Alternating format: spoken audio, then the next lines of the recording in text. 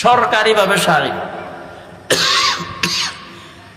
আর সুফি আজিজুল হাসান মজজুব রহমতুল্লাহ আলাই, উনি হযরত থানভী রহমতুল্লাহ খলিফা আজিজুল হাসান মজজুব রহমতুল্লাহ আলাই দুইজন আলিগড় ইউনিভার্সিটির মধ্যে পড়াশোনা করেছে, একসাথে ছিলেন।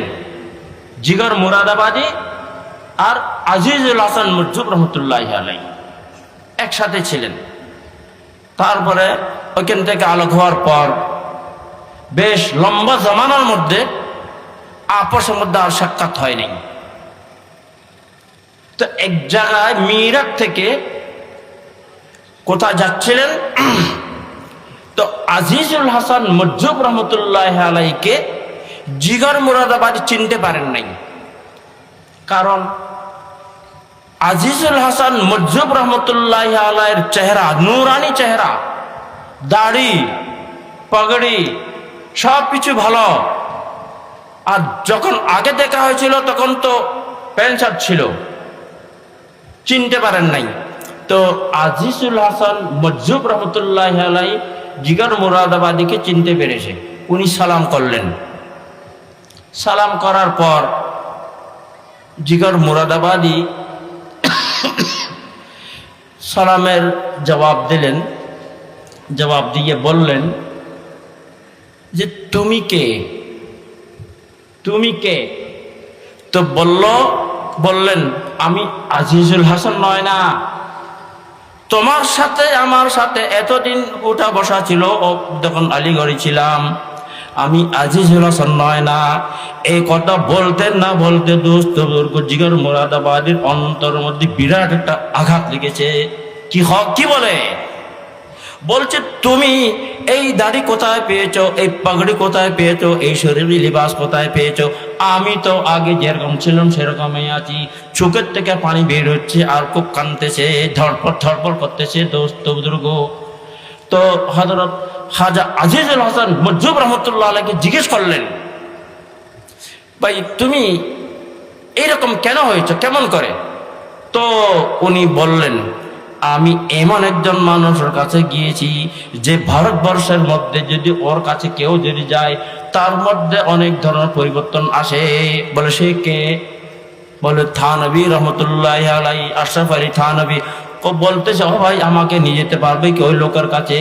তো বলতেছেন খাজা আজিজুল হাসান মজজুব রহমতুল্লাহ আলাই, ওনার কাছে যে কোনো মানুষ যখন তখন যেরকম চায় সেরকম যেতে পারে না, আগে ওনার থেকে অনুমতি নিতে হবে। উনি যদি অনুমতি দেন তাহলে যেতে পারবে। এখন আজিজুল হাসান মজজুব রহমতুল্লাহ আলাই উনি অনেক কাকুতি মিকিটি করে বলতেছেন ও ভাই তুমি একটু আমার জন্য জিজ্ঞেস করো না, আমি ওদের সাথে দেখা করতে চাই, আমাকে অনুমতি দিবেন কিনা? তো হযরত খাজা আজিজুল হাসান মজজুব রহমতুল্লাহ আলাই ঠিক আছে আমি জিজ্ঞেস করব।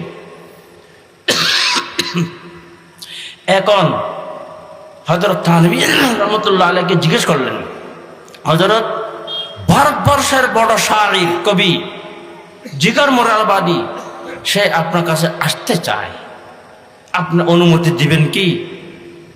তো হযরত থানভী রহমতুল্লাহ আলাই বললেন आना जब चाहता है अगर आने की इजाजत न दी जाए तो और बिगड़ेगा। আসবে কিন্তু তার জন্য আমি আম মজলিসের মধ্যে তার জায়গা নেই, আমি তার জন্য খুশুসিভাবে একটা জায়গা করব, সেইখানে তাকে নিয়ে আসবে। তখন কিছুদিন পর খাজা আজিজুল হাসান মজজুব রহমতুল্লাহ আলাই ওই জিগর মুরাদাবাদীর সাথে গিয়ে গেলেন আর হযরত থানভীকে বললেন হযরত উস মেহমান को लाया हूं। তো বলছে ঠেরো। তো উনি ওই দিকে গিয়ে একটা রুম, খাস একটা রুম এককভাবে রুম করলেন। বলছে উধর সে উनको लेके आओ। আর সাথে সাথে খাজা আজিজুল হাসান মজজুব রহমতুল্লাহ আলাই আছেন। এখন গিয়ে ওই ঘরের মধ্যে বসে দিয়েছে। এই দিক থেকে যখন হযরত থানভী রহমতুল্লাহ আলাই ঢুকলেন, হযরত থানভী রহমতুল্লাহ আলাই যখন ঢুকেছেন ওনার চেহারা দেখে জিগর মুরাদাবাদী এমন একটা চিৎ মারলেন, এমন একটা চিৎকার করে উঠলেন, উঠে পড়ে গিয়েছে। এখন হযরত থানভী রহমতুল্লাহ আলাইহি জিজ্ঞেস করতেছেন যে জিগর সাহেব আপনি এসে क्यों किया, এরকম কেন করলেন? এখন কি বলতেছে? হযরত এই ভারতবর্ষের মধ্যে বড় বড় ইঞ্জিনিয়ারকে দেখেছি, বড় বড় দার্শনিককে দেখেছি, বড় বড় দুনিয়াবি পড়ালেখা মানুষকে দেখেছি, কিন্তু আপনার চেহারা যখন আমি দেখেছি আমার লাগতেছে আরশ কুরসি আপনার চেহারার মধ্যে দেখা যাচ্ছে, আপনার চেহারার মধ্যে দেখা যাচ্ছে। তো এখন বলতেছে হযরত আমি তো আমার জিন্দগি মার্ডার করেছি, আমার জিন্দগির বহুত কাজ যেগুলো আমার এইটা অভ্যাস মদ পান করার অভ্যাস, এখন জিন্দগি মার্ডার করেছি, আমি কেমন করে আমি এইসব গুনার কাজ ছেড়ে দেব?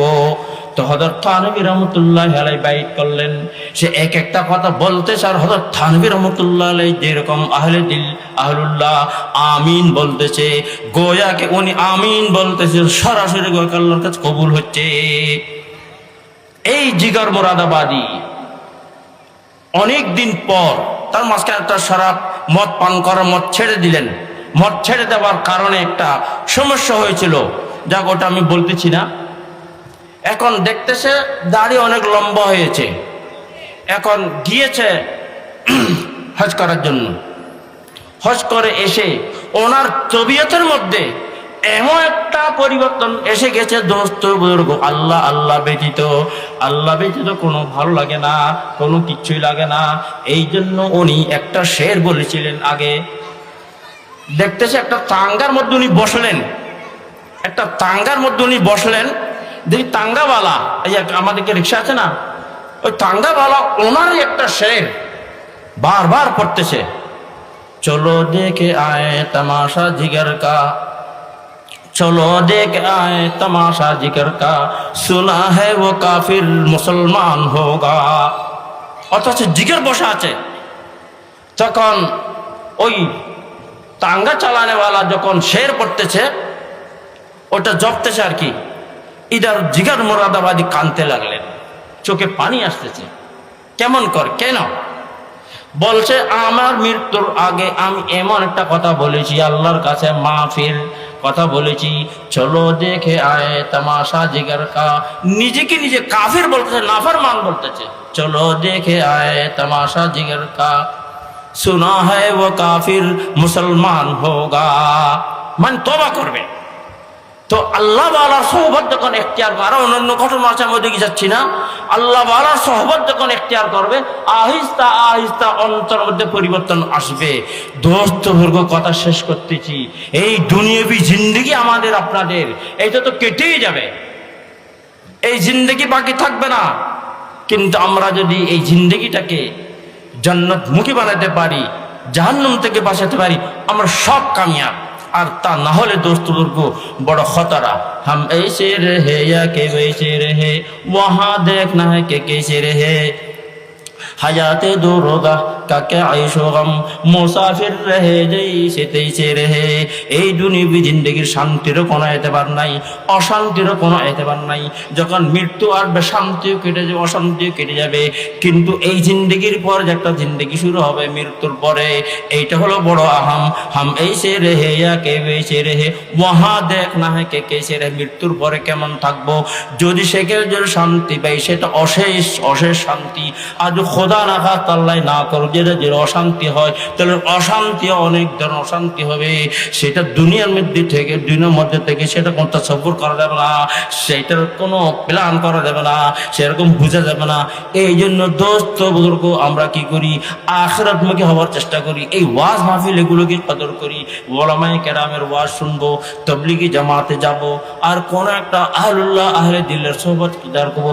আহিস্তা আহিস্তা আমরা জান্নাতমুখী হতে পারবো, দ্বীনমুখী হতে পারবো। আল্লাহ তাআলা আমাদেরকে আমল করার তৌফিক দান করুক। ওয়া আখিরু দাওয়ানা আলহামদুলিল্লাহি রাব্বিল আলামিন। আল্লাহুম্মা আমিন। ربنا ظلمنا أنفسنا وإن لم تغفر لنا وترحمنا لنكونن من الخاسرين. ربنا آتنا في الدنيا حسنة وفي الآخرة حسنة وقنا عذاب النار.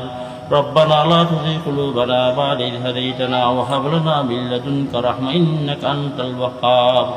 রব্বির হামহুমা কামা রব্বায়ানি সগীরা রব্বি ইয়াসসির ওয়া লা তুআসসির ইয়া আরহামার রাহিমিন ইয়া আকরামাল আকরামিন। আমরা আমাদের জিন্দেগির মধ্যে অনেক গুনাহ করেছি, গুনাহ করতে করতে গুনার পাহাড় আমাদের মাথার উপর আছে। মৌলা করিম, আপনি একটু দয়া মায়া করে আমাদের জিন্দেগির সমস্ত গুনাহ খাতা মাফ করে দেন। ইয়া আল্লাহ, আমাদের কবায়ের সাগায়ের সবগুলো মাফ